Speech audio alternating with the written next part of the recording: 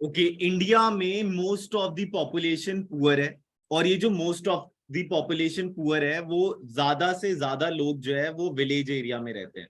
अब गवर्नमेंट को जो वोट बैंक मिलता है वो विलेज एरिया से ज्यादा मिलता है, लेकिन जो अपलिफ्टमेंट आ रहा है, वो जो अपलिफ्टमेंट आ रहा है वो अर्बन एरिया में ज्यादा आ रहा है। तो गवर्नमेंट को कुछ ना कुछ ऐसा करना चाहिए जिससे कि रूरल का डेवलपमेंट हो, क्योंकि गवर्नमेंट को सबसे ज्यादा फायदा जब वोटिंग होती है तो उन्हें रूलर से ही मिलता है। ठीक है, तो गांव वाले एरिया में रह रहे हैं बहुत सारे लोग। फोन मत चलाना, ढंग से सुनना, ठीक है। Rural development, understand the rural development and the major issues associated with it, appreciate how crucial the development of rural areas in India's overall development, understand the critical role of credit and marketing system in rural development, learn about the importance of diversification of productive activity to sustain a livelihood, understand the significance of organic farming in sustainable development। और इससे आप expect कर सकते हो तो कि इससे 3 से 4 क्वेश्चन सीयूईटी में बन सकते हैं। Only the tillers of the soil live by the right. The rest from there train and eat only bread of dependence. Okay. In chapter 4, we have studied how poverty was a major challenge facing India. We also came to know that the majority of poor live in rural areas where they do not have access to basic necessities of life. तो poor people तो वही इंसान है जिसको basic necessities of life नहीं मिल पाता। तो agriculture is the major source of livelihood in the rural sector. तो रूरल एरियाज में जो लाइवलीहुड जीने के लिए चीज है वो एग्रीकल्चर ही है, क्योंकि लोग जो है वो एग्रीकल्चर से ही कमाते हैं। Mahatma Gandhi once said that real progress of India did not mean simply the growth and expansion of industrial urban centers, but mainly the development of the villages, क्योंकि most of the poor people live in village area, ठीक है, और most of the people live in village area, और वो directly और indirectly अपना जो livelihood है वो जो ला रहे हैं वो एग्रीकल्चर से ला रहे हैं। इसलिए तो this idea of village development being at the centre of overall development of the nation is relevant even today. Why is this so? Why should we attach such significance to rural development when we see around us fast-growing city with large industry and modern industries technology hub? It is because more than 2/3 of India's population depend on agriculture that is yet become productive enough to provide for them. ठीक है, two third of the population जो है वो कहाँ रहता है? 2/3 of India's population depend on agriculture. 2/3 of the India's population depend on agriculture. 1/3 of the rural India still live in abject poverty, मतलब बहुत बुरी हालत में।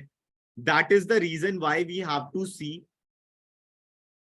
developed rural India. If our nation has to realize real progress, what then does the rural development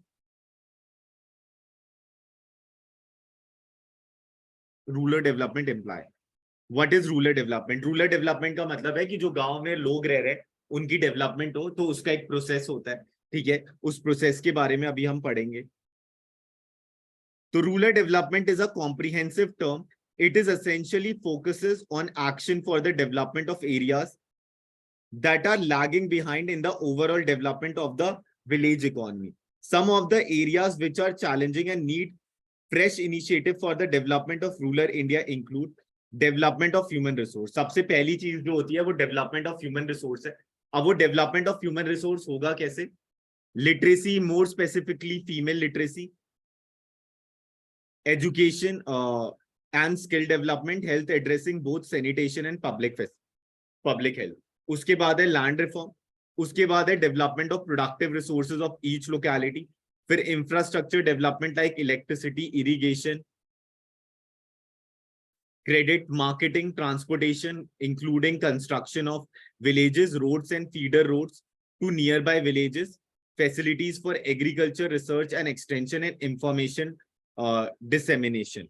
Special measures for elevation of poverty and bringing about significant improvement in the condition of weaker section of the population, emphasizing access to productive employment opportunity.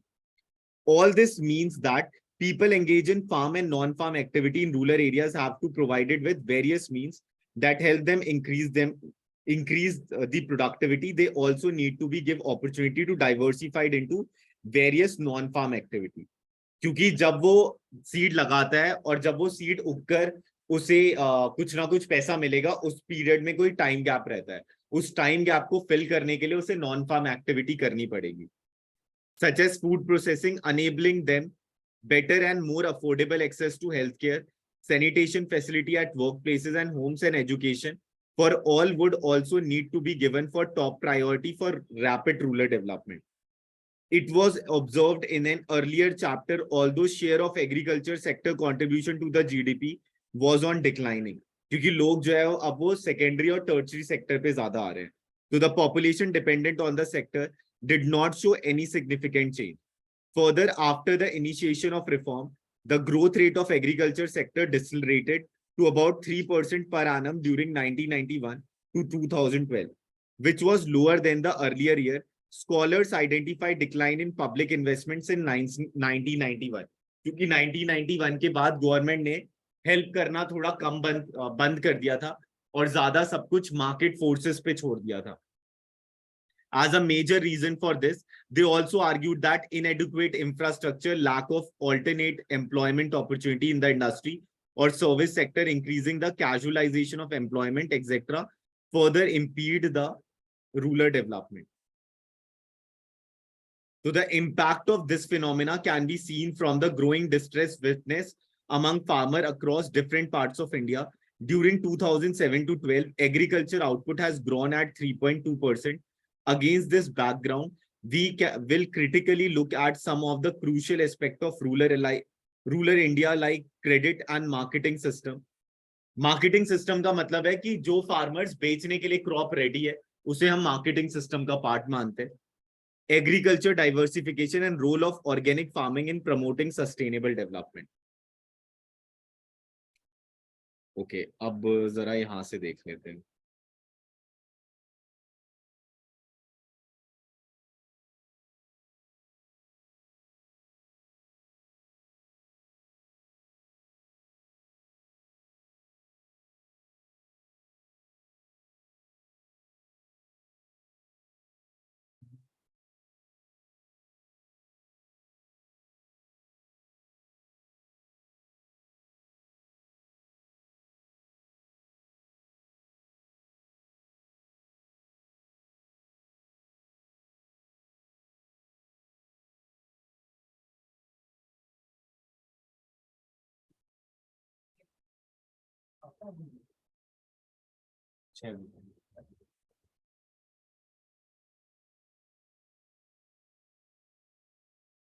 Okay, अब थोड़ा ज्यादा समझ आएगा, वहां से तो पढ़ लिया.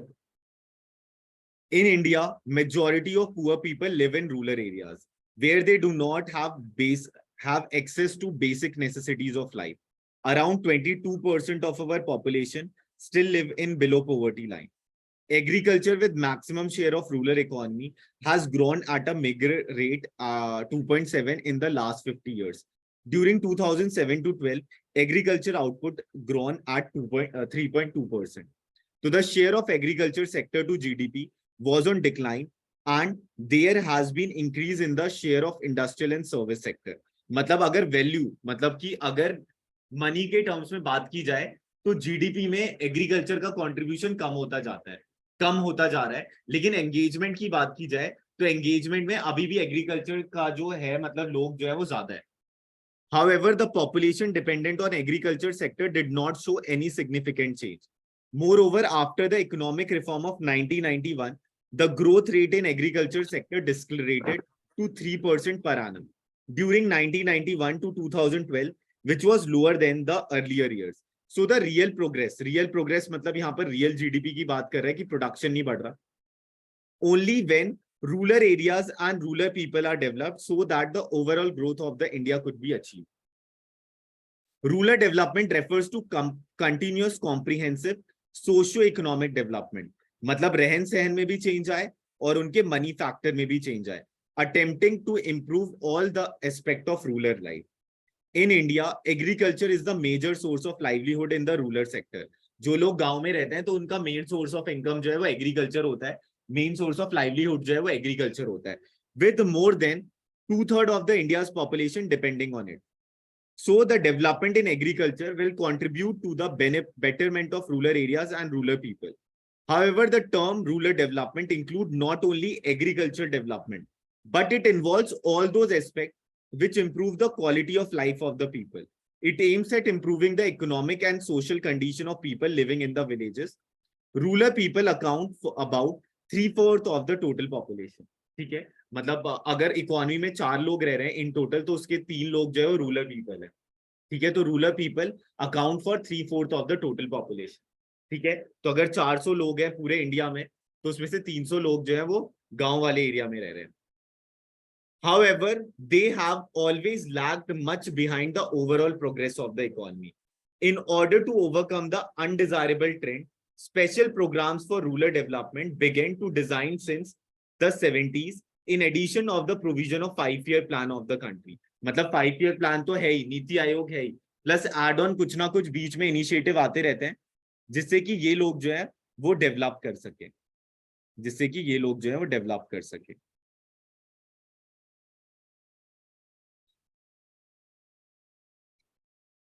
अच्छा, दिस पीडीएफ 425 अभी आया नहीं मैसेज. अच्छा, मैं भेज रहा हूँ.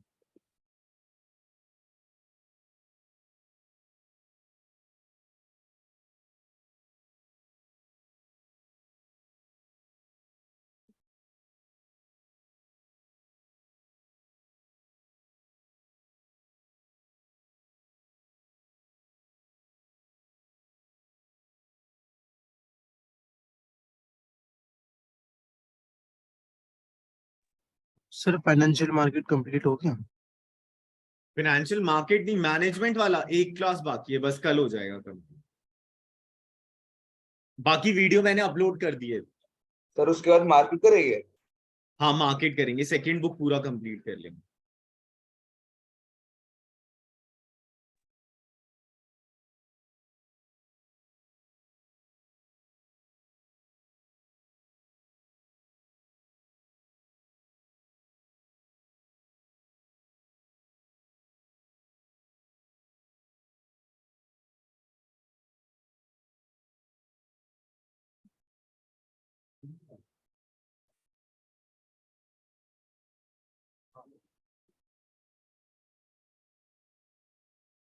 भेज दिया मैंने.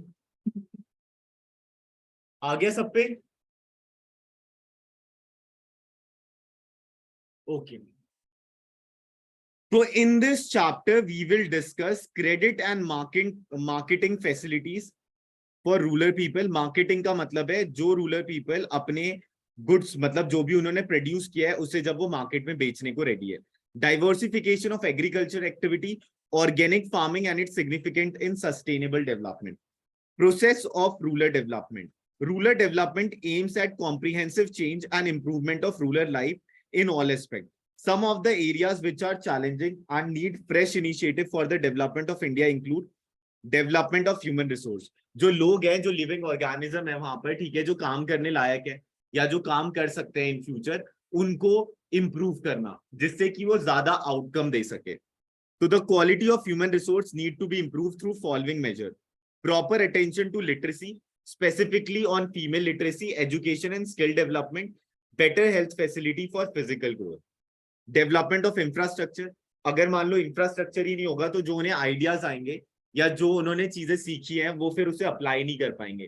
तो improvement in electricity, irrigation, credit, marketing and transport facility including construction of village road, feeder roads to a nearby highways, better facility for agriculture research, extension and information dissemination. अब आते हैं लैंड रिफॉर्म पे. Land reform जैसे land ceiling और ये सब किया था. It includes the following objective: elimination of exploitation in land relation, actualization of goal of land to the tiller, improvement of socio-economic condition of rural poor by widening their land base, increasing agriculture productivity and production. उसके बाद elevation of poverty, तो अलग अलग programmes लाना जिससे कि poverty जो है वो डिक्लाइन हो और लोगों का स्टैंडर्ड ऑफ लिविंग बढ़े. ठीक है, इंडिया में देखो दो टाइप के पोवर्टी होते हैं, रिलेटिव पोवर्टी होता है और एक एब्सोल्यूट पोवर्टी होता है.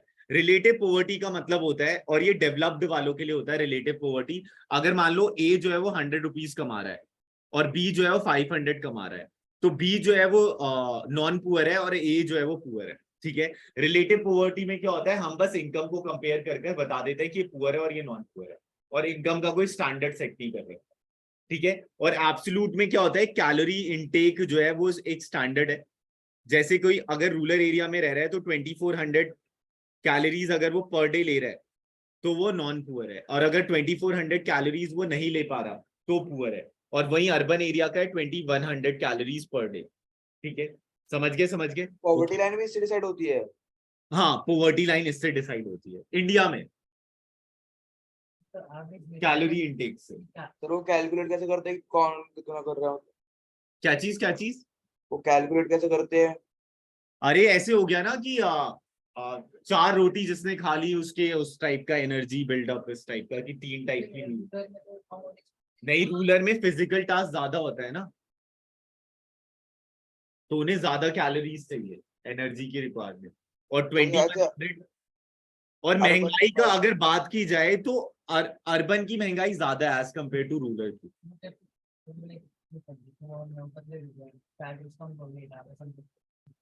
कैलोरी तो एनर्जी से इनटेक है ना। खाने का होता है कि अगर तुम खाओगे रोटी है उसमें 20 है, समझ लो। हाँ, उससे जैसे सोयाबीन हो गया तो वो तो चीप ही होता है, फिर गेहूं हो गया, ये सारी चीजें तो गवर्नमेंट राशन भी तो प्रोवाइड करता है। समझ गए, समझ गए। आज स्टेट, और जब हम पॉवर्टी पढ़ेंगे तब और अच्छे से आ जाएगा। तो आज stated earlier around 30% of the population. अच्छा, वैसे वे सवाल पूछा है तो देख ही लेते हैं।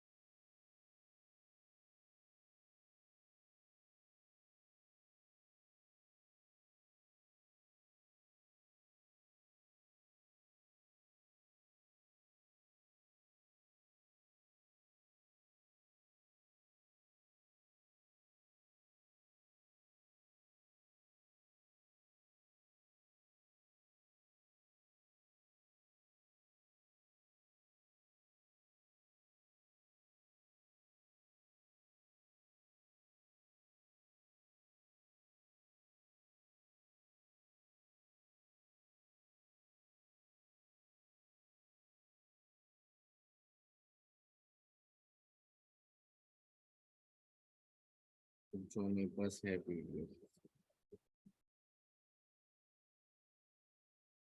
जिसको जो सवाल आ रहा होगा उसी टाइम पूछ लेना प्लीज।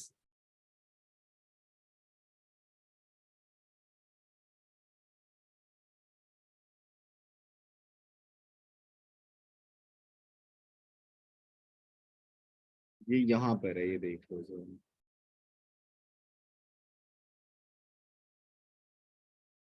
प्लानिंग कमीशन ने डिफाइन कर रखा है poverty line on the basis of recommend nutritional requirement of 2400 calories per person per day for rural areas and 2100 calories per person per day in urban area.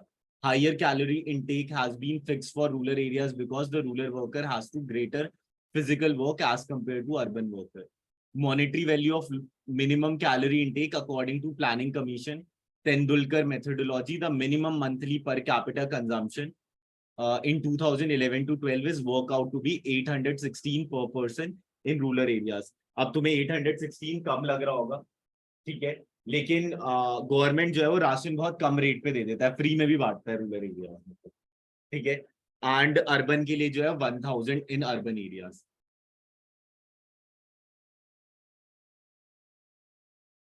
फिर categories of poverty भी होती है, एक chronic poor होता है, एक transient होता है और एक नॉन पुअर होता है. क्रॉनिक मतलब वो हमेशा पुअर रहेगा, उसे ला ही नहीं सकते पोवर्टी लाइन के ऊपर, मतलब वो मतलब उसका next generation to generation poor ही रहेंगे, ऑलवेज पुअर वाले, वो क्रॉनिक वाले हो गए, ठीक है. उसके बाद आता है तुम्हारा, अब क्रॉनिक पुअर भी दो टाइप के होते हैं, एक होता है आपका ऑलवेज पुअर और एक यूजुअली पुअर, ठीक है. अब क्रॉनिक पुअर में, यूजुअली पुअर में बाय चांस वो कभी अबव पॉवर्टी लाइन आ जाते हैं, लेकिन मेजॉरिटी ऑफ टाइम वो बिलो पॉवर्टी लाइन ही रहते हैं.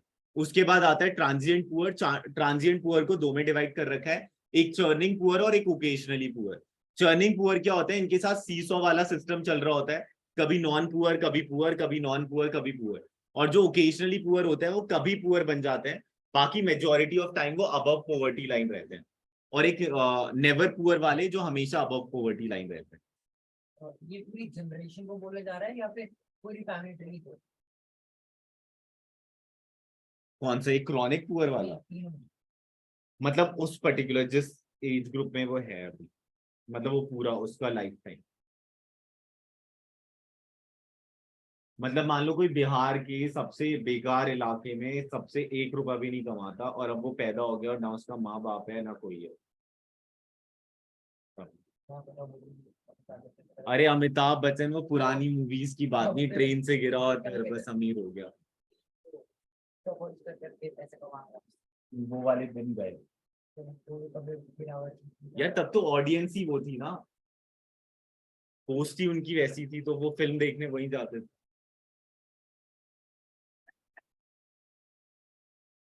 अब कोई दिखता है फार्मर हीरो, अब कोई मूवी नहीं आती ना फार्मर के हीरो. पहले ऑडियंस ही वो थी जो मूवी देखने जाती थी, अब फार्मर ही देखने जाता था, फैक्ट्री का वर्कर देखने जाता था, तो हीरो भी उसी को बनाते थे. सर अब टाइम बदल गया. हाँ वही, अब तो अलग ही मूवी आती है बिगाड़ने वाली. पहले की बढ़िया. क्या किसी का भाई किसी की जान. मेरा गाना आ रहा है। As stated earlier, around 30% of the total population is still live below poverty line. So there is a serious need for taking serious steps for the elevation of poverty and bringing significant improvement in living condition of weaker section. Development of productive resources of each locality to enhance opportunity of develop employment, particularly other than farming. Last में बोल दूंगा, अभी तुम ढंग से पढ़ लो ना, इसे भी डिस्टर्ब कर रहे हो. चलो, सबसे पहला क्या होता है प्रोसेस में, डेवलपमेंट ऑफ ह्यूमन रिसोर्स. उसके बाद डेवलपमेंट ऑफ इंफ्रास्ट्रक्चर, फिर लैंड रिफॉर्म, फिर एलिवेशन ऑफ पॉवर्टी, फिर development of productive resources of each locality. एक बार ये वाला प्रोसेस देख लो जरा.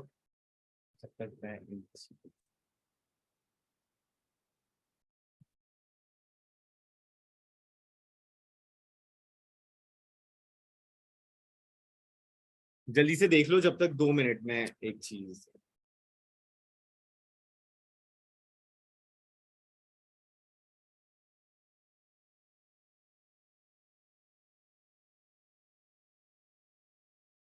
हाँ हिंदी देखो, उन्हें ना तो पीडीएफ बना के डाउट्स. नेक्स्ट क्लास में हाँ जी.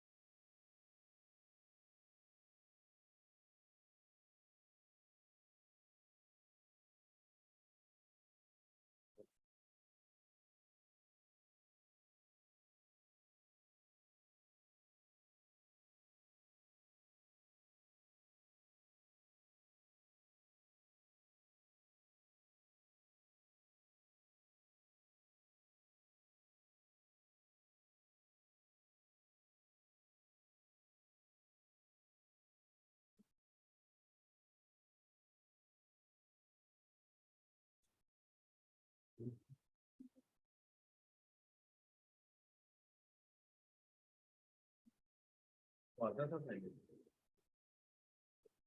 ऐसे फिक्स नहीं है, कल बोल दो 5 बजे, 4:30 4:30।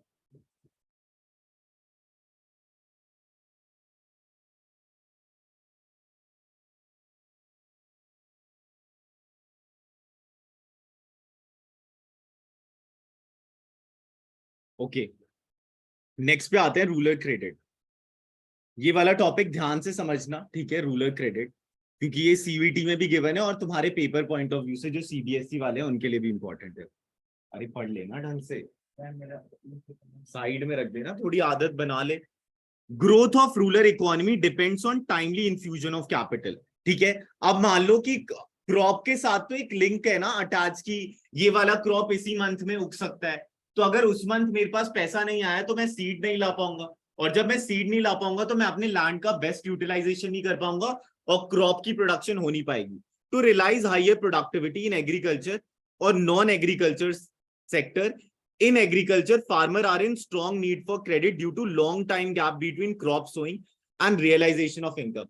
अगर मान लो कि मैं एक ट्यूशन की बात करूं तो मैंने इस महीने पढ़ाया, मुझे इसी महीने फीस मिल जाएगी, लेकिन अगर मैं एक फार्मर की बात करूं तो उसने अभी क्रॉप लगाया है, अब जो क्रॉप लगाया अब उसका जो हार्वेस्ट होगा वो 2-3 महीने बाद होगा, अब 2-3 महीने बाद होगा तो वो पैसे लगा चुका है, तो 3 महीने तक तो उसे कोई सोर्स ऑफ इनकम देखना पड़ेगा जिससे कि वो अपने डेली एक्सपेंसेस को मीट कर सके।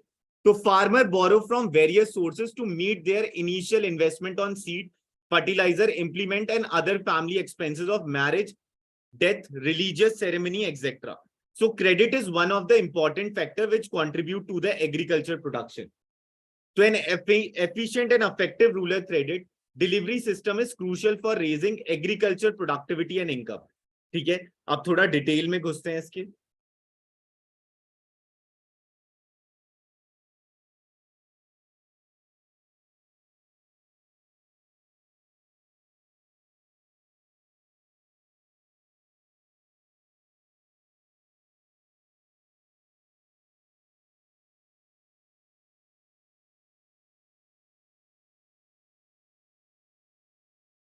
अरे अभी फोन मत चलाओ ना, अभी छोड़ दो, अभी छोड़ दो। ओके, अब ध्यान से सुनना।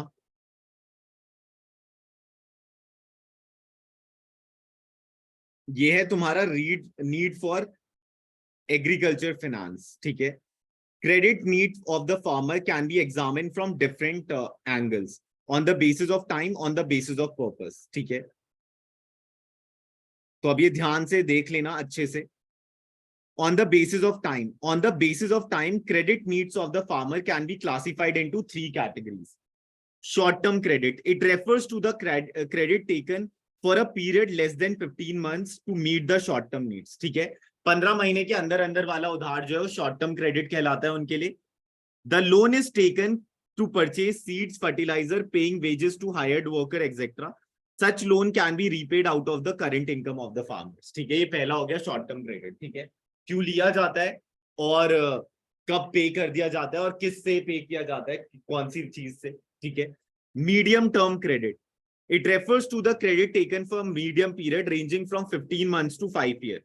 Such loan is required for productive activity like purchasing cattle, agriculture implements, etc. Unproductive activity like expenditure on marriage, social or religious function। ठीक है, एक बार देख लेना। शॉर्ट टर्म क्रेडिट का टाइम ड्यूरेशन था 15 महीने, मीडियम टर्म का था तुम्हारा 15 महीने से 5 साल, ठीक है।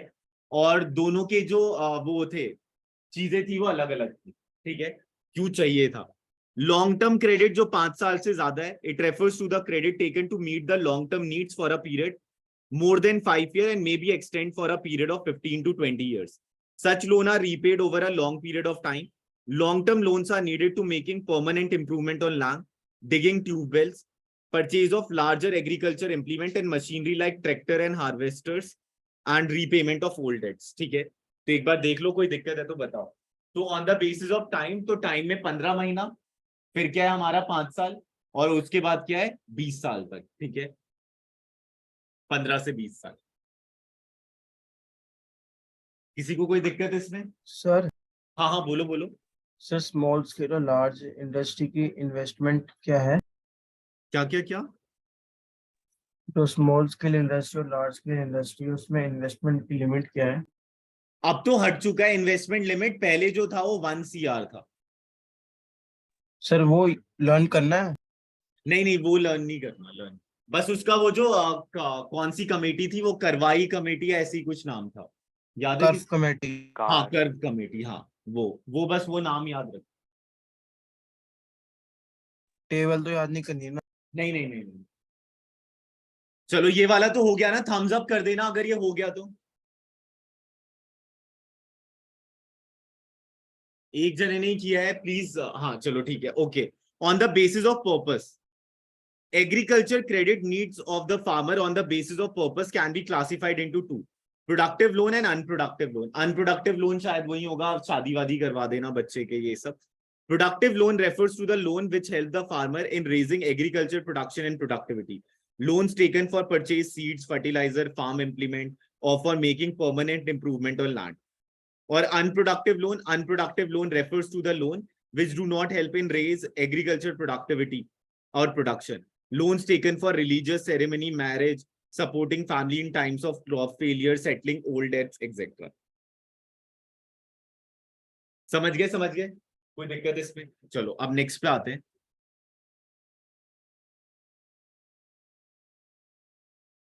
तो एक बार अनप्रोडक्टिव लोन बताना। कौन सा अनप्रोडक्टिव? कौन सा कह रहे हो? अनप्रोडक्टिव अनप्रोडक्टिव वही है जो एग्रीकल्चर को ना बढ़ाए लेकिन उसके अदर चीजों को सपोर्ट कर दे। जैसे लड़की की शादी करवानी है या उसका क्रॉप फेलियर हो गया तो फैमिली को हेल्प चाहिए, तो उसके लिए जो उसने उधार ले रखा है। तो मतलब एग्रीकल्चर से रिलेटेड नहीं है, हम्म। वो फैमिली से थोड़ा। हाँ, मान लो घर पे कोई बीमार पड़ गया उसके लिए इस टाइप का। चलो अब नेक्स्ट पे आते हैं।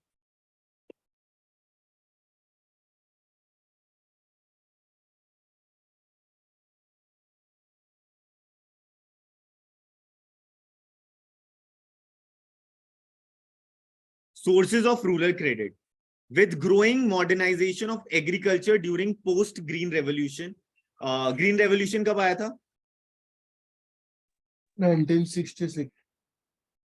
1966। कौन लाया था? MS स्वामीनाथन, है ना? और फादर कौन थे ग्रीन रेवोल्यूशन के वर्ल्ड वाइड? एन नॉर्मन बोरलॉग, कुछ ऐसी था ना? यस। हाँ।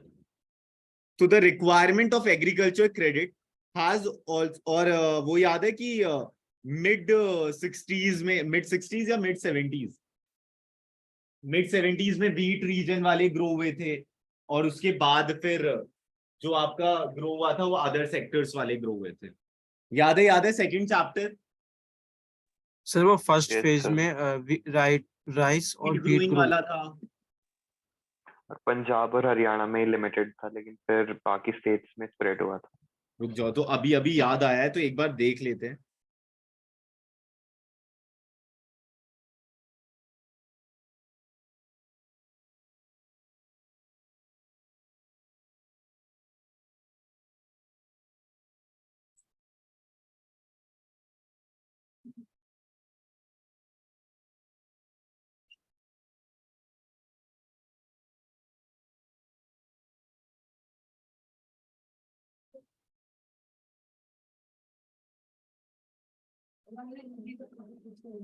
ठीक है, हो जाएगा ना paper.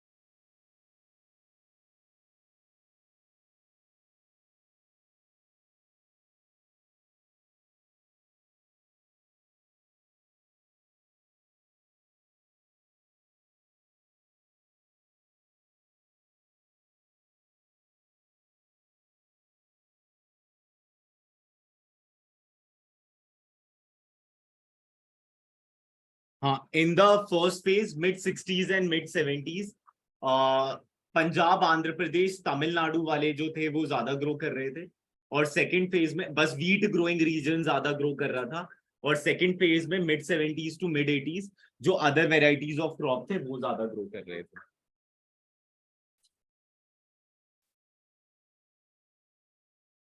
Doctor Norman E Borlaug, ठीक है, और नोबेल प्राइज विनर थे 1970, एंड इंडिया में MS स्वामीनाथन लाए थे, ठीक है।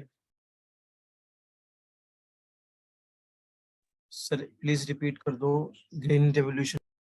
हाँ, एक वो फेजेस वाला ना, ये देखो।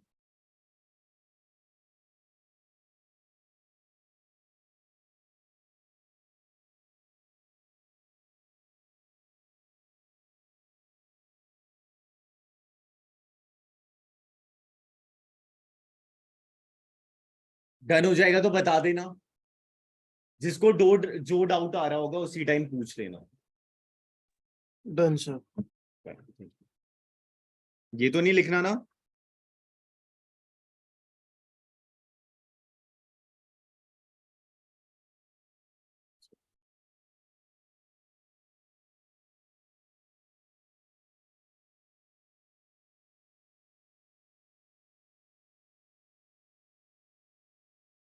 So broadly, they are two sources of which the farmer can raise funds: non-institutional sources and institutional sources. Let us now discuss the two sources of agriculture credit in India. Non-institutional sources: money lender, relatives, trader or commission agent, rich landlord. Institutional sources: cooperative credit, land development bank, commercial bank, regional rural banks, government, National Bank for Agriculture and Rural Development, self-help group bank, linkages program for microfinance.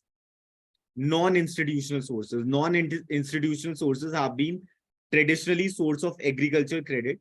So the major non-institutional sources are money lender, जिनका उधार देने का काम ही होता है, ठीक है। तो from the very beginning, money lender have been advancing a major share of farm credit. The peasants are exploited through exorbitant, very high rate of interest. Quite frequently, their accounts are manipulated without their knowledge.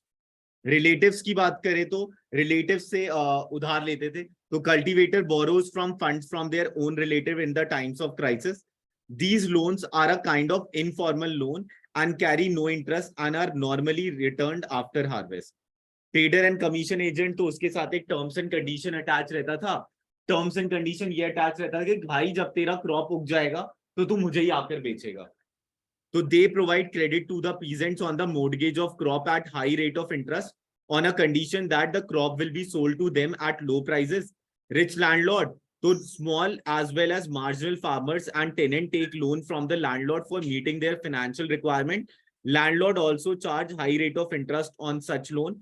और अगर मान लो नहीं देता था तो land ही ले लेता था पूरा जो उसके पास पड़ा रहता था। चलो अब ये वाला देखते हैं।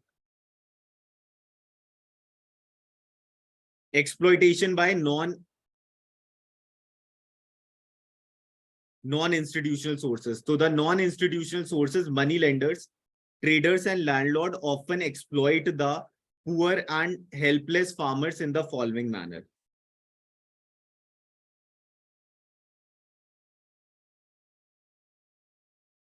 High rate of interest. So they charge exorbitant rate of interest which ranges from 24% to 50%. Manipulation of account, ठीक है, क्योंकि वो पढ़े लिखे तो फार्मर्स होते नहीं थे, ठीक है, तो they often indulge in various malpractices by manipulating the account of borrower without their knowledge.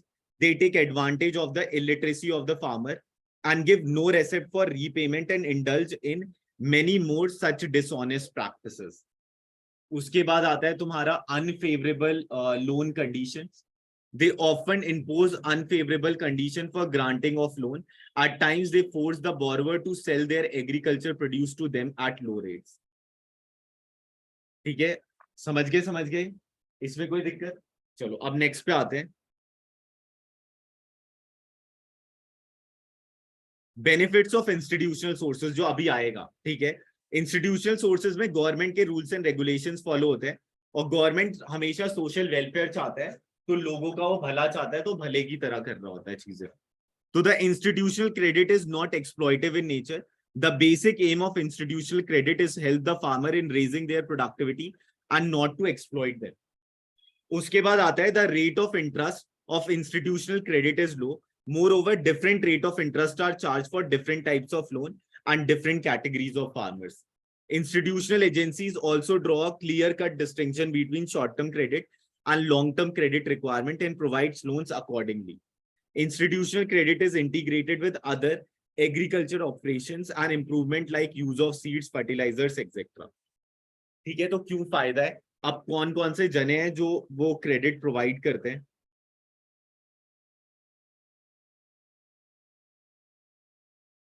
तो informal or non-institutional sources of credit exploit small and marginal farmers, leading to debt trap. Thus, there was a need for expansion and promotion of rural banking sources for the development of nation. तो सबसे पहला आता है institutional sources. To the various non-institutional sources used to exploit small and marginal farmers by lending to them at a high rate of interest by manipulating the account to keep them in a debt trap. A major change occurred in 1969. 1969 में क्या हुआ था? जो private banks थे उसे भी nationalise कर दिया था. 1969 में क्या हुआ था? जो प्राइवेट बैंक्स थे उसे भी नेशनलाइज कर दिया था. 1969 में क्या हुआ था? जो प्राइवेट बैंक्स थे उसे भी नेशनलाइज कर दिया था. नेशनलाइजेशन का मतलब होता है कि गवर्नमेंट अपने कंट्रोल में सारी चीजें ले लेता है. नेशनलाइजेशन का मतलब होता है जब गवर्नमेंट अपने कंट्रोल में सारी चीजें ले लेता है. बोलो बोलो. क्यों करा था? क्योंकि जो तुम्हारे कमर्शियल बैंक्स थे उनसे गवर्नमेंट की एक डील हुई थी कि भाई तू इतना, अगर तू रूरल एरिया में बैंक खोल रहा है तो तू इतना लोन जो है वो एग्रीकल्चर के मार्जिनल फार्मर्स को भी देगा. लेकिन वो ऐसा नहीं कर रहे थे, वो इंडस्ट्रियलिस्ट को लोन प्रोवाइड कर रहे थे ये कहकर कि वो फार्मर्स को लोन प्रोवाइड कर रहे हैं. बाकी अभी वो रीजन गिवन है. तो when India adopted institutional credit approach through various agencies, nationalisation of bank in 1969, ये याद रखना, nationalization of bank 1969. nationalization refers to sir but अभी private- भी तो प्राइवेट बैंक से इकोनॉमी में नहीं, अब तो हट चुका है ना फिर से. ओके ठीक है. nationalization refers to transfer of private sector assets to be operated or owned by the state or central government. In India, the banks which were previously functioning under private sector were transferred to the public sector by the act of nationalization, and thus the nationalized bank came into existence. So the bank were nationalized because the banks were mainly catering to the needs of the big businesses, houses and large industries, while agriculture and small scale industry were lagging behind. The loans by the commercial bank to industry nearly doubled 1951 to 1968 from 34% to 68%. Even as the agriculture received less than 2%. ठीक है, जो commercial banks loan भी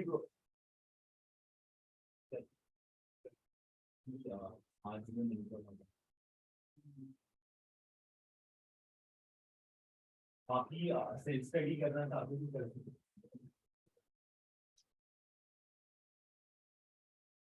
So in order to increase the control over commercial bank, the Indian government nationalized 14 major lenders in 1969. पहले क्या किया था उन्होंने? 14 commercial bank को नेशनलाइज कर दिया था. That accounted for 85% of the bank deposit in the country at that time. फिर 6 मोर बैंक्स आ गए 1980 में. ठीक है, जिसे उन्होंने नेशनलाइज कर दिया. अच्छे से देख लेना जरा, ये आ सकता है, ये जो 2 पॉइंट्स है.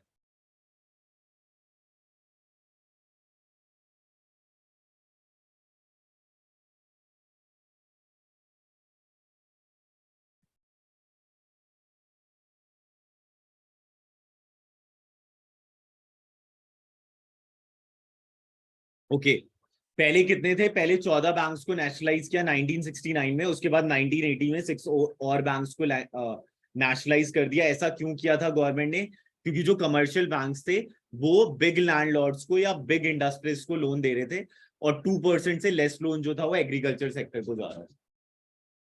चलो, तो government establishes the institutional sources with following objective: to provide adequate credit to the farmers at cheaper interest rate, to assist small and marginal farmer in raising their agriculture productivity and maximizing their income. So some of the important industrial sources of agriculture credit are cooperative credit. So the primary objective of cooperative credit is to liberate the Indian peasantry from the clutches of money lender and to provide them credit at low rate of interest. मान लो कि एक rural area में 1000 farmers रह रहे हैं, ठीक है. अब 1000 फार्मर्स मिलकर 25-25 रुपए या फिर मान लो 1000 रुपए की उन्होंने कमेटी खोल दी, ठीक है, या कोऑपरेटिव क्रेडिट खोल लिया जिसमें गवर्नमेंट का रूल्स एंड रेगुलेशन लग रहा है और 1% पे के इंटरेस्ट रेट पे उन्हें उधार मिल जा रहा है, तो उसे हम कोऑपरेटिव क्रेडिट कहेंगे, ठीक है. फार्मर्स ने मिलकर ही अपना एक क्रेडिट सोसाइटी खोल लिया और फिर एक दूसरे की हेल्प कर रहे हैं मनी रिक्वायरमेंट में, चाहे वो शॉर्ट टर्म बेसिस पे हो चाहे वो लॉन्ग टर्म बेसिस पे, चाहे वो मीडियम टर्म हो. लैंड डेवलपमेंट बैंक लैंड के बिहाफ पे, मतलब लैंड के कागज देते हो और उसके बिहाफ पे लोन मिलता है, और ये जो लोन मिलता है वो लैंड को इंप्रूव करने के लिए मिलता है. तो they provide credit to the farmer against the mortgage of their lands. Loans are provided for permanent improvement of land, purchasing of agriculture implements and repaying of old debts. उसके बाद आता है कमर्शियल बैंक क्रेडिट. तो ये जो हमारे जो normal banks होते हैं वो हो गए, ठीक है. तो initially commercial bank played a marginal role in advancing rural credit. However, after nationalization 1969, they expand their branches in rural areas and started directly financing to the farmers. उसके बाद रीजनल रूरल बैंक्स वो banks होते हैं जो कहीं पर भी नहीं, मतलब जिस एरिया में बैंक की सुविधा नहीं है वहां पर रीजनल रूरल बैंक्स खुलते हैं. मतलब जिस गांव के एरिया में बैंक की सुविधा नहीं है वहां पर रीजनल रूरल बैंक्स खुलते हैं. तो they are open up in those areas where there are no banking facility. Their main objective is to provide credit and other facilities, especially to small and marginal farmer, agricultural laborers, artisan and small entrepreneurs in rural areas. उसके बाद आता है government. तो the loan provided by the government are known as taccavi loan. तो distress के time पे या फिर कोई भी अनसर्टिनिटी आ जाती है तब तकावी लोन गवर्नमेंट प्रोवाइड करता है और उसका जो इंटरेस्ट रेट होता है वो 6% होता है. And are lend during the emergency और distress like famine, floods etcetera. The rate of interest charged against such loan is as low as 6%. ठीक है. तो ये देख लो, फॉर्मल सोर्सेज में आ गया cooperative credit, land development bank, commercial bank credit, regional rural banks, government. Sir land development bank सिर्फ मतलब long term loan देता है? हाँ लॉन्ग टर्म ही दे, मीडियम टर्म मानो, लॉन्ग टर्म तो नहीं बोलूंगा, medium term. Sir medium long दोनों? और वो डिपेंड करता है कि उसके पास कितना लैंड पड़ा है उस हिसाब से. ओके. तो अगर मान लो थोड़ा सा लैंड है तो फिर तो शॉर्ट टर्म ही जाएगा, बड़ा लैंड है तो लॉन्ग टर्म जाएगा. Cooperative credit group of farmers मिलकर क्रेडिट सोसाइटी बिल्डअप कर लेते हैं. उसके बाद लैंड डेवलपमेंट बैंक लैंड के बिहाफ पे मिल रहा होता है. उसके बाद कमर्शियल बैंक क्रेडिट तो नेशनलाइज कर दिया था, उसके बाद उन्होंने एक्सपैंड किया था, 1969 में किया था नेशनलाइज. उसके बाद रीजनल रूरल बैंक्स, जहां पर बैंक्स नहीं होते वहां पर ये बैंक्स खुलते हैं, उसे कहते हैं रीजनल रूरल बैंक्स. उसके बाद आता है गवर्नमेंट जो डिस्ट्रेस के टाइम पे होता है. उसके बाद आता है नेशनल बैंक फॉर एग्रीकल्चर. हाँ बोलो बोलो. सर नेचुरल क्लैमिटी पर ही गवर्नमेंट ग्रांट करती है ना लोन? हाँ ग्रांट तो करती है, वो तो अलग टाइप ऑफ स्टिमुलस हो गया, प्लस लोन भी प्रोवाइड करती है. Okay sir. ओके तो ये याद रखना, ये पेपर में आता ही आता है, ठीक है. नबार्ड, ठीक है, national bank for agriculture and rural development was established on 12 July 1982 by the act of the parliament. जैसे आरबीआई सारे बैंक्स को संभालता है वैसे ही रूरल बैंक्स को जो संभालता है वो तुम्हारा संभालता है नबार्ड. रूरल बैंक्स को जो संभालता है वो संभालता है नबार्ड. रूरल बैंक्स को जो संभालता है वो संभालता है नबार्ड. ठीक है, रूरल बैंक्स को जो संभालता है वो संभालता है नबार्ड. इसका फुल फॉर्म याद रखना. और ये 1982 12 जुलाई. तो it is the apex bank which coordinates the functioning of the different financial institution working for expansion of rural credit.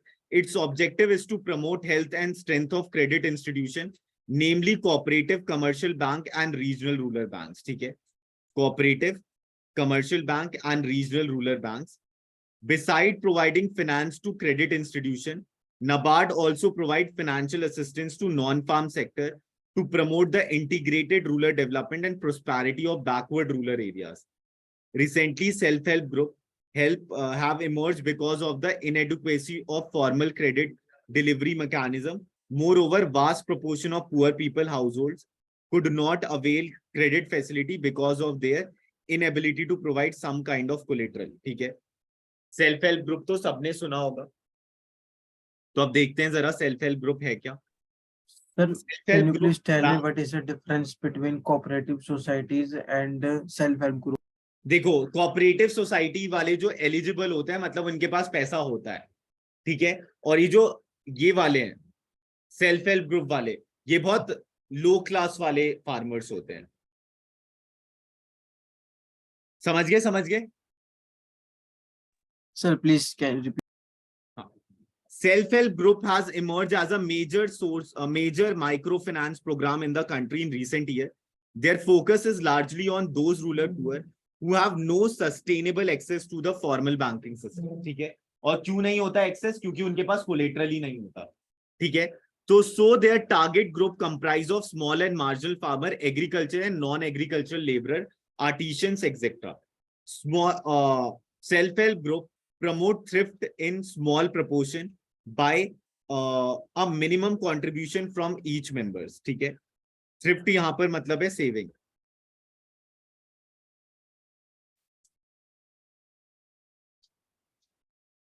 From pooled money, credit is given to the needy members at reasonable interest rate, which is to be repaid in small installment.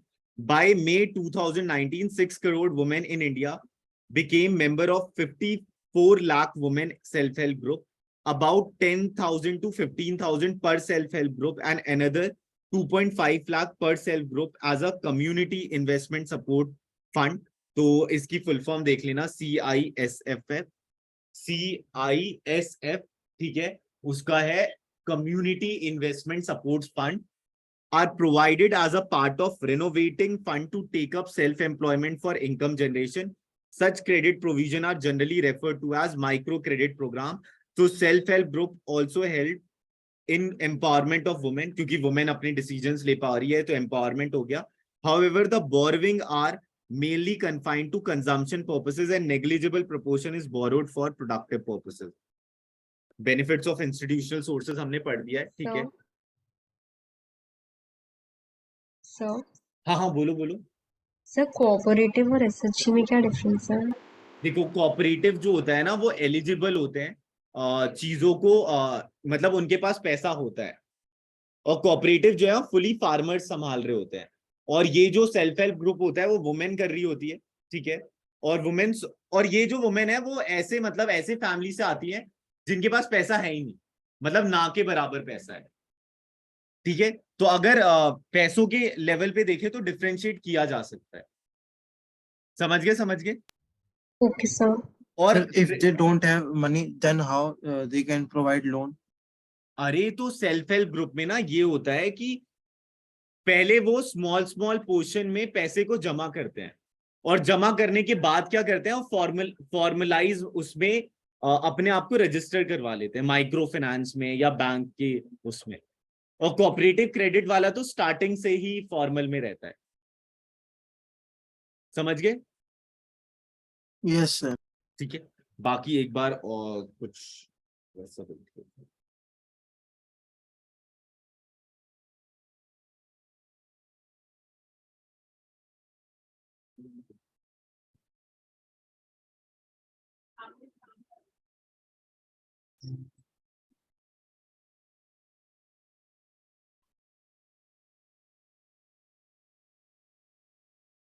Hello friends, 2 minute series के इस video में आपका स्वागत है.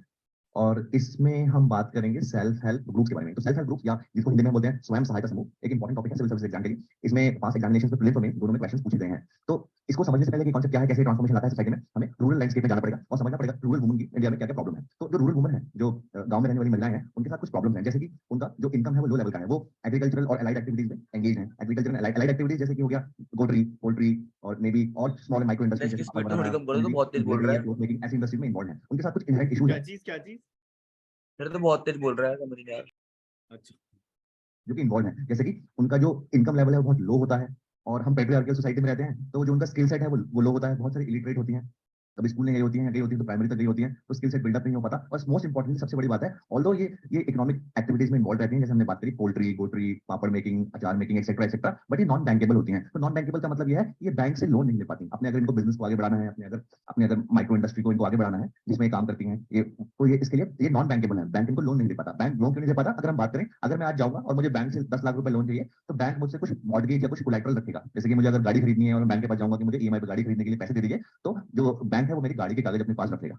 Okay, तो मैं उसको बोलता हूँ कोलैटरल। ऐसे अगर मुझे घर लेने जाना है, तो बैंक से प्रोसेस इन्वॉल्व करेगा। बैंक मेरे घर के कागज रख लेगा, जब तक मेरी ईएमआई चल रही है तब तक वो घर के कागज आएगा, मॉर्गेज जाएगा, कोलैटरल बैंक के पास रहेंगे। नाउ अब जो रूरल वुमन में ये प्रॉब्लम होती है, लो इनकम सेट होता है, लो इनकम ग्रुप से वो आती है, उनका स्किल सेट लो होता है और उनके पास मॉर्गेज रखने के लिए कोई कुछ नहीं होता, कोई एसेट नहीं होता, इसलिए वो नॉन बैंकेबल हो जाती है। इसलिए वो चाह कर भी बैंक उन्हें लोन नहीं दे पाता। और अगर हम इनकी नीड्स को समझें इस टाइम पे, मान लीजिए छोटी सी एक कोई रूरल वुमन है और वो एक छोटा सा एंटरप्राइज चलाती है, मान लीजिए वो गोट्री चलाती है, उसके पास कुछ कुछ बकरियां हैं और वो उससे बिजनेस कर रही है, दूध बेच के या किसी और तरीके से, तो उसके पास अपने बिजनेस को बढ़ाने के लिए कोई सोर्स नहीं है जो उसको लोन दे दे, उसके पास वर्किंग कैपिटल वही है जो उसके पास आती है। तो ये सब प्रॉब्लम्स हैं जो रूरल वुमन को फेस करनी पड़ती हैं। अब हम देखेंगे कि सेल्फ हेल्प ग्रुप इनको कैसे सॉल्व करता है। तो सेल्फ हेल्प ग्रुप की कुछ स्टेजेस होती हैं, जैसे पहली स्टेज होती है ग्रुप फॉर्मेशन। तो ग्रुप फॉर्मेशन में क्या होता है, 15 से 20 जो रूरल वुमन होती हैं, जो ऑलमोस्ट सेम इनकम लेवल की होती हैं और अराउंड एक ही एरिया में रह रही होती हैं, उनको मोबिलाइज किया जाता है और उनको एक ग्रुप बना दिया जाता है, सेल्फ हेल्प ग्रुप। तो इनफॉर्मल ग्रुप होता है 15 से 20 औरतों का, जो कि स्मॉल और मीडियम एंटरप्राइज, स्मॉल और माइक्रो एंटरप्राइजेस में काम कर रही होती हैं, और इनका एक ग्रुप बना दिया जाता है। और कोई एनजीओ होती है या कोई मे बी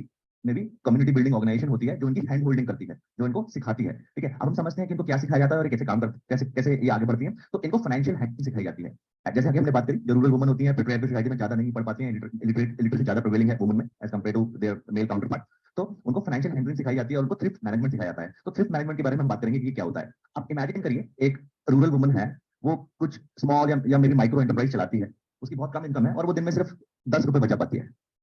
तो 10 रुपए की सेविंग उसके लिए कुछ मैटर नहीं करती, वो 10 रुपए उसके लिए कुछ वैल्यू नहीं करते, क्योंकि उससे कुछ सब्सटेंशियल वो कर नहीं सकती। तो आप इमेजिन करिए एक 20 सिमिलर वुमन है जिनका एक ग्रुप बन गया है, जिनको हमने एसएचजी बोल दिया। अब ये 20 जो महिलाएं हैं, ये जो 20 वुमन है, ये डेली 10 रुपए बचा रही हैं। तो 20 अगर वुमन ने अगर 10 रुपए डेली बचाया, तो डेली का वो 200 रुपया सेविंग्स उनकी हो गई। और यही सेविंग मंथ में 30 दिन में बढ़ के इस ग्रुप की, पूरे ग्रुप की 6000 रुपए हो गई। और एक साल में ये जो सेविंग है, ये ऑलमोस्ट 72,000 रुपीज हो गई। तो 72,000 रुपीज जो है वो एक सब्सटैंशियल अमाउंट है रूरल वुमन के लिए। ओके, जो एक सिंगल वुमन नहीं बचा सकती। अगर वो उसकी डेली अगर वो 10 रुपए बचाती भी है, तो वो एक साल में बहुत छोटा सा अमाउंट बचाएगी। पर अगर 20 औरतें या 15 या 20 औरतें मिलकर ये काम करेंगी, तो एक सब्सटैंशियल सेविंग आ जाती है, जिसको हम बोलते हैं थ्रिफ्ट मैनेजमेंट। ओके, तो सबसे पहले एक ग्रुप फॉर्म हुआ 15 से 20 औरतों का, किसी एनजीओ ने उसकी हैंड होल्डिंग करी, उनको सेविंग की हैबिट डाली और उनको उस सेविंग्स की फाइनेंशियल मैनेजमेंट कैसे करनी है वो सिखाई। ओके, नाउ इमेजिन करिए अब इस ग्रुप के पास एक साल के बाद 72,000 रुपया है, तो इसको हम कॉर्पस फंड बोलते हैं ग्रुप का। तो ग्रुप के पास 72,000 रुपया है और इसके ओनर जो है, ये सारी की सारी 20 जो महिलाएं हैं इस सेल्फ हेल्प ग्रुप की, ये है। ओके, अब ये सेल्फ हेल्प ग्रुप की जो महिलाएं हैं वो क्या कर सकती हैं, ये आपस में इस 72,000 रुपए को, 72,000 रुपीज को एज अ लोन आपस में रोटेट कर सकती हैं। कभी किसी मेंबर को जरूरत है तो उसने इस 72,000 रुपीज में से कोई एक अमाउंट ले ली। ओके, कभी किसी और को जरूरत है तो फिर उसने ले ली। ओके, नाउ अब ये पैसा है, ये इन्हीं 20 महिलाओं का है जो आपस में एक दूसरे को जानती हैं, एक ग्रुप फॉर्मेशन में है, तो इनका एक दूसरे पर ट्रस्ट है, इनको किसी कोलैटरल की जरूरत नहीं। ओके, और अमाउंट भी छोटी है और इनकी खुद की अमाउंट है, तो इसमें कोलैटरल काम नहीं करता, इसमें पीयर प्रेशर काम करता है। पीयर प्रेशर मतलब मैं एक दूसरे को जानता हूं, मैं बहुत सालों से एक लोकेलिटी में रहता हूं, अगर मैं पैसा वापस नहीं करूंगा, मैंने उधार ले लिया और मैं पैसा वापस नहीं करूंगा, तो मेरे ऊपर पीयर प्रेशर है। मुझे पता है कि मुझे 20 औरतें हैं, वो मेरे मोहल्ले में रहती हैं, मैं बाहर निकलूंगा या मैं बाहर निकलूंगी तो मुझे वो कुछ कहेंगे या प्रॉब्लम होगी, इस वजह से मैं पैसा वापस कर दूं। तो इसको हम बोलते हैं पीयर प्रेशर। तो पीयर प्रेशर इस केस में काम करता है, इसलिए इस केस में कोलैटरल की जरूरत नहीं होती। ओके, तो नाउ अब हमने देखा कि जो एक सिंगल वुमन थी उसकी सेविंग लो थी, लेकिन जब 15 से 20 औरतों का समूह बन गया, एक ग्रुप बन गया, तो उनकी सब्सटैंशियल सेविंग हो गई एक साल के अंदर, जिसको वो आपस में रोटेट कर सकती हैं। तो जो एनजीओ है जो इन्वॉल्व होती है, वो उनको फाइनेंशियल हैंडलिंग सिखाती है, क्योंकि अब उनके पास एक फंड है जो आपस में रोटेट कर सकती है, और सिर्फ मैनेजमेंट सिखाती है कि सेविंग की आदत से, चाहे वो छोटी सेविंग हो, 10 रुपए डेली की सेविंग हो, ग्रुप क्या ट्रांसफॉर्मेशन ला सकता है। अब हम जब फाइनेंशियल हैंडलिंग की बात करते हैं, तो अब ग्रुप के पास पैसा है, ग्रुप के पास एक अमाउंट है, एक कॉर्पस फंड है।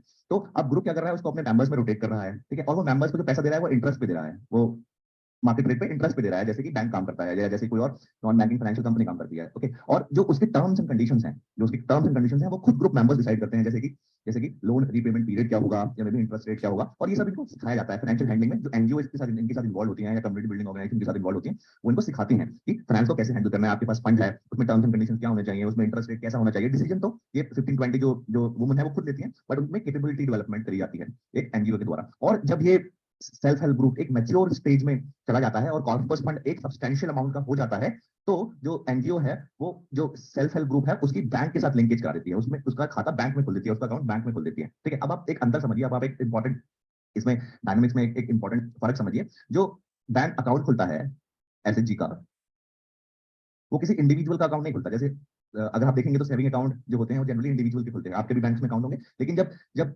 जब हम बैंक लिंकेज स्टेज में आते हैं, जब एसएचजी मैच्योर हो जाती है और उसका बैंक खुलता है, तो वो किसी इंडिविजुअल मेंबर का नहीं खुलता है, वो पूरे सेल्फ हेल्प ग्रुप के नाम से खुलता है। तो पूरे सेल्फ हेल्प ग्रुप का एक कॉर्पस फंड हो जाता है, जैसे हमने देखा लास्ट स्लाइड में कि वो सब्सटेंशियल जो सेविंग है वो एक साल के अंदर सब्सटेंशियल अमाउंट बन जाती है। और पूरे ग्रुप का ये बहुत बहुत इंपॉर्टेंट है, किसी इंडिविजुअल का अकाउंट नहीं खुलता है बैंक में, पूरे ग्रुप का खुलता है और पूरे ग्रुप से उसे मैनेज करता है, डेमोक्रेटिकली मैनेज करता है, क्योंकि उनको फाइनेंशियल हैंडलिंग आ गई है। तो बैंक अकाउंट जो खुलता है वो ग्रुप का खुलता है, ठीक है। और उसके बाद जब पूरे ग्रुप का खुलता है तो बैंक का कॉन्फिडेंस लेवल बढ़ जाता है कि पूरे ग्रुप का अकाउंट है जिसके अंदर पीयर प्रेशर इन्वॉल्व है, जिसके अंदर कोलैटरल की जरूरत नहीं है, तो बैंक भी सेम टर्म से उनको लोन देता है। तो जो बैंक लोन्स मिलते हैं वो कॉर्पस फंड जितना होता है उनका, जिन्होंने जितनी उनकी सेविंग रहती है उसके मल्टीपल्स में मिलते हैं। जैसे 5x, सपोज x अमाउंट उन्होंने सेव कर लिया है, उनका कॉर्पस फंड जो है वो x अमाउंट का है, तो बैंक उनको 5x या 3x जैसे भी टर्म्स एंड कंडीशन होती है उस पर लोन फॉरवर्ड कर देता है। ओके, तो अब इंटरेस्टिंग चीज ये है कि जो बैंक भी लोन देता है वो किसी इंडिविजुअल को नहीं देता। ओके, जो बैंक लोन देता है वो ग्रुप को देता है।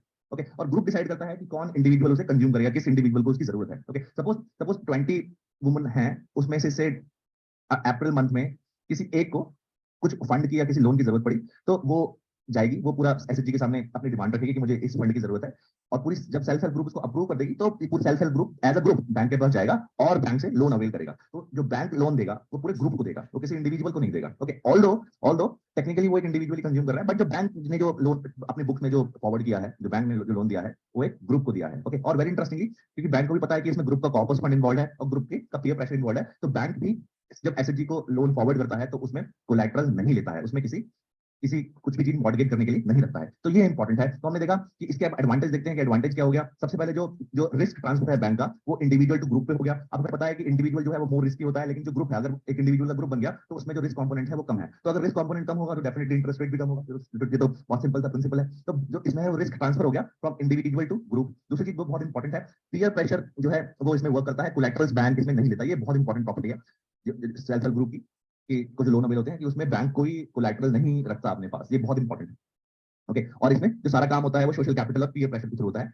तीसरी बात यह है कि जो बैंक है जो लोन देता है वो मार्केट रेट पे देता है, इसमें कोई सब्सिडी या वेवर इन्वॉल्व नहीं है। तो बैंक के लिए हमें पता है कि लोन एसेट्स होते हैं, बैंक के लिए लोन जो होते हैं तरीके से सेल्स होते हैं, तो बैंक का भी प्रॉफिट इसमें इन्वॉल्व रहता है और बैंक मार्केट रेट पे सेल्फ हेल्प ग्रुप को लोन दे रहा है।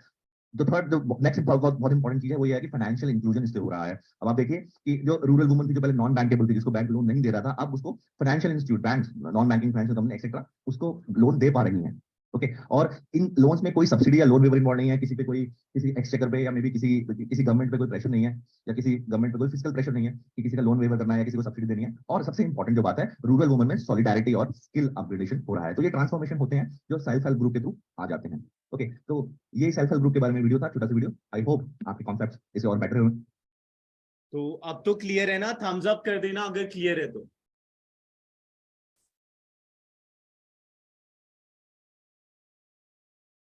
ओके, ये कल की भी क्लास लेगा, ठीक है? अभी तो हम यहां तक कर लेंगे। फिर कब तक है क्लास? ये है आपकी अभी आधे घंटे और लग जाएंगे। Credit and marketing in rural areas, अब ये वाला जल्दी से देख लेते हैं। Growth of rural economy depends primarily on the infusion of capital from time to time to realize the higher productivity in agriculture and non-agriculture sectors.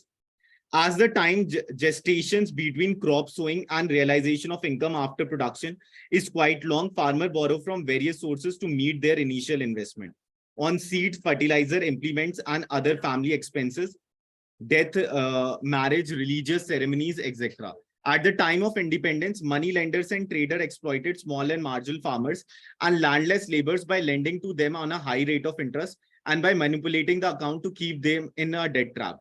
A major changes occurred after 1969 when India adopted social banking and multi-agency approach to adequately meet the need for rural credit. ठीक है, अब ये वाला point थोड़ा question वाला बन सकता है।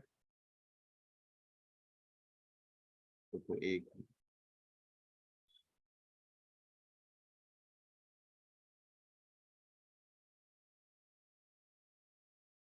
तो ये वेन कर एक क्वेश्चन बन सकता है. Later the national bank for agriculture and rural development NABARD was set up in 1982 as an apex body, coordinate the activities of all the institutions involved in rural financing system. The Green Revolution was a harbinger.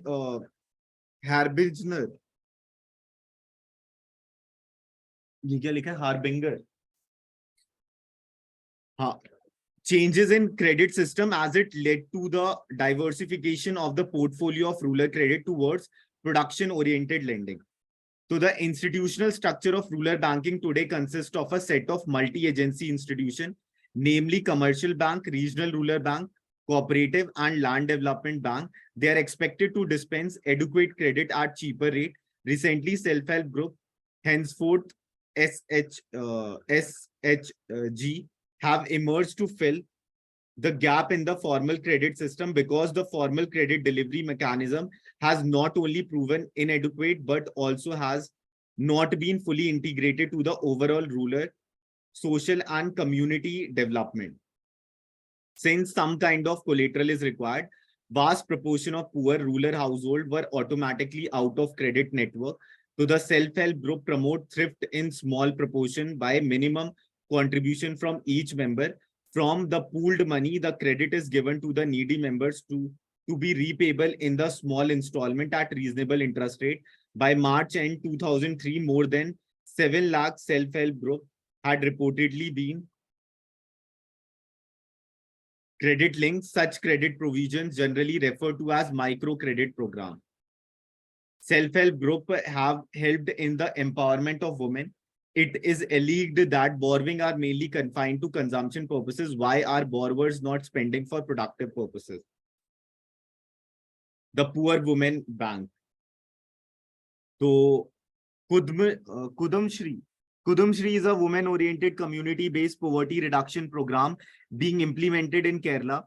In 1995, a thrift and credit society was started as a small saving bank for poor women with the objective of encouraging saving. The Thrift and Credit Society mobilized 1 crore as a thrift saving. These society have been acclaimed as the largest informal bank Asia in terms of participation and saving mobilized. ये तो उतना जरूरी नहीं है, ये याद रखना. और ये कहाँ का था? केरला का 1995. 1 CR. वो एक सर उन्होंने मिलकर रेस करा था. हाँ मिलकर. सर प्लीज स्क्रॉल कर. हाँ, एक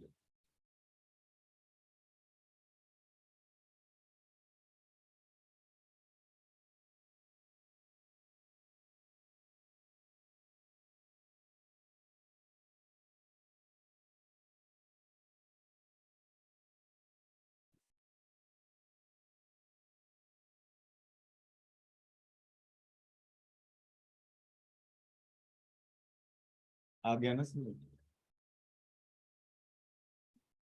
अब हो गया ना? यस. चलो ठीक. Rapid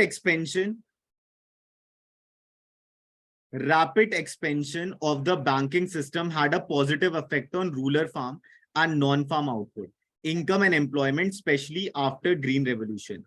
It helped farmers to avail services and credit facility and variety of loan to meeting their production needs. Famine became event of the past. We have now achieved food security, which is reflected in the abundance of buffer stock, मतलब save करके रखना grains को. However, all is not well with our banking system. With the possible exceptions of the commercial bank, other formal institutions have failed to develop culture of deposit mobilization, lending to worthwhile borrower and effective loan recovery. क्योंकि government को loan माफ ही करना पड़ता है, next election तक farmer दिक्कत मारते हैं, फिर गवर्नमेंट को लोन माफ करना पड़ता है, फिर से वो लॉस हो जाता है. Agriculture loan default rate have been chronically high. Why farmer fail to pay back loan? It is illegally farmer are deliberately refusing to pay back loan क्योंकि वो प्रोडक्टिव सेक्टर पे लगाते ही नहीं है, वो क्या लगा देते हैं? अनप्रोडक्टिव सेक्टर पे. ठीक है, और लोन उन्हें इतना कम सैंक्शन होता है कि प्रोडक्टिव सेक्टर पे लगा ही नहीं पाते. What could be the reason? Thus, the expansion and promotion of rural banking sector has taken a backseat after reform to improve the situation. It is suggested that bank need to change their approach from just being a lender. ठीक है, मतलब वो कह रहे हैं कि bank को lender नहीं होना चाहिए, बैंक को एक एडवाइजर भी होना चाहिए. जब वो लोन दे रहा है तो बता भी दे भाई ऐसे लोन का यूटिलाइजेशन करियो. Building up relationship banking with the borrower, inculcating the habit of thrift and efficient utilization of financial resources need to be enhanced among the farmers too.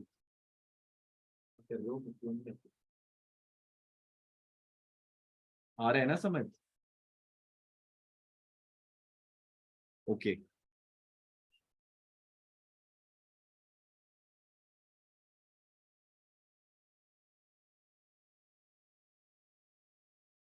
ये वाला लास्ट पैराग्राफ है, उसके बाद और हम नेक्स्ट क्लास में कर लेंगे. थोड़ी सी जान बाकी रखना, ठीक है? 10 मिनट का ही है. Rapid expansion of banking system have a positive effect on rural and non-farm output, income and employment. After the Green Revolution, credit facility help farmer to avail variety of loan for meeting their production need. With buffer stock of grain, farmers famine become event of past. Rural banking has come up with a lot of support from the farmer and has led to development directly or indirectly. Farmers have begun to avail adequate credit at cheaper rate from the formal credit sources for their production need. It has helped to increase the rural farm and non-farm output, income and employment in rural areas. Even then, there are number of problems faced by the agriculture credit structure of the country. सबसे पहला insufficiency. So the volume of rural credit in the country is still insufficient in comparison to its demand. मतलब लोगों को उधार ज्यादा चाहिए लेकिन जो मिलता है वो बहुत कम मिलता है. Inadequate coverage of institutional sources. जो institutional sources है, जो formal credit societies है, वो सारे areas को नहीं cover कर पाई है. So the institutional credit arrangement continues to be inadequate as they have failed to cover the entire rural farmers of the country. Inadequate sanction. अब मान लो मेरे को 1 लाख की रिक्वायरमेंट है, मुझे मिल रहा है 5,000, तो मैं तो उसे खा पका ही जाऊंगा. अब मैं इतने महीने रुका हूं तो फिर मैं 5,000 को भी क्यों छोड़ू? फिर मैं लेकर, लेकिन फिर वो वापस करने लायक नहीं रहते. So the amount of loan sanctioned to the farmer is also inadequate. As a result, farmer often divert such loan for unproductive purposes, which dilute the very purpose of such loan. Less attention to the poor or marginal farmer, क्योंकि उनके पास कोई collateral ही नहीं होता. तो lesser attention have been given to the credit requirement of needy small farmers due to lack of collateral to be pledged as a security of repayment. Such needy farmers are generally rejected. Credit banks and other institutional sources, on the other hand, well-to farmers are getting more attention due to better credit worthiness. अब इनके पास land भी पड़ा है, plus इन्हें सस्ते rate पे उधार भी मिल जाता है, तो ये तो ग्रो करेंगे. और जो मार्जिनल फार्मर्स होते हैं उनका ओवरड्यूज बढ़ता जाता है. ठीक है, तो वो जो बिग लैंडलॉर्ड होते हैं उन्हें लोन मिला होता है और वो डिफॉल्ट बना देते हैं स्मॉल फार्मर्स को. ठीक है, तो the problem of overdue in agriculture credit continues to be a concern. The basic reason for growing overdues is the poor repaying capacity of the farmer. As a result, credit agencies are becoming cautious of granting loan. क्योंकि एक बार उधार का default हो सकता है, दूसरी बार तो नहीं होगा. तो agriculture loan default rate have been chronically high. It alleges the farmers that deliberately refusing payback of loan. It is a threat to smooth functioning of the banking system and need for to be controlled. Thus, the expansion and promotion of rural banking sector has taken backseat after the reform, except the commercial bank and other formal institutions failed to develop a culture, deposit mobilization, lending to a needy borrower, and effective loan recovery. To improve the situation, bank need to change their approach from just being a lender to building up a relationship with banking to the borrower. ठीक है, कि जो loan ले रहा है उसके साथ relationship buildup करना, जिससे कि वो अपना पैसा ढंग से यूज कर सके. Farmers should also encourage to inculcate the habit of thrift saving and efficient utilization of financial resources. As stated earlier, from 2014, a scheme called Pradhan Mantri Jan Dhan Yojana. Pradhan Mantri Jan Dhan Yojana में क्या था कि bank account खुलवा सकते हो 0 रुपए में भी. Is available, which people in India are encouraged to open a bank account. These bank holders are also entitled to get 1 lakh to 2 lakh का accidental insurance coverage and overdraft facility up to 10,000. Overdraft मतलब कि वो ज्यादा निकाल सकता है bank से. And get their wages, old age pension and other social security payment of the government transfer to the bank account. There is no need to keep minimum bank balance. More than 40 crore bank account have been opened till now. and it has indirectly promoted thrift habit. ठीक है, अब मान लो जो जना नहीं जा रहा पैसे निकालने, तो उसका पैसा तो जमा ही होता जाएगा और बैंक फिर उसे लेंडिंग के लिए भी यूज कर सकता है। ठीक है, इसे फाइनेंशियल इंक्लूजन भी कहते हैं कि पुअर सेक्टर को फॉर्मल सेक्टर्स पे लाना, तो इसे फाइनेंशियल इंक्लूजन भी कहते हैं। Led to the efficient allocation of financial resources, particularly in rural area. Bank have also mobile funds of more than 1,40,000 crores to these accounts. हाँ, अब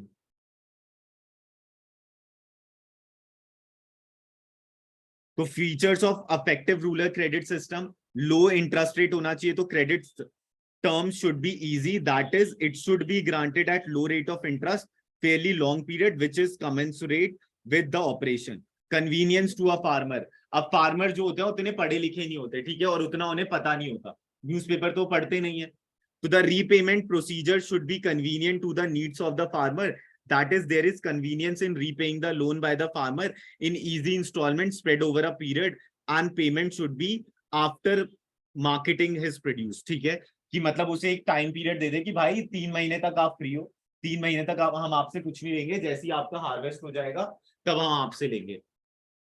फिर equity to the farmer in event of failure and liquidation to the farmer's property, a fair price should be secured to the farmers and the balance after the claim of the creditors and cost of liquidation should be return to him. मतलब जब वो land mortgage पे दिया है तो mortgage के बाद जब उसे बेच देंगे उसके बाद जो बच रहा है वो फार्मर्स को मिल जाना चाहिए।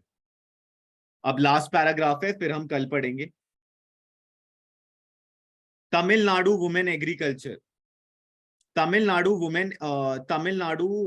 Women agriculture was a project initiated in late 1980s in Tamil Nadu to train women in the latest agriculture technique in organic farming.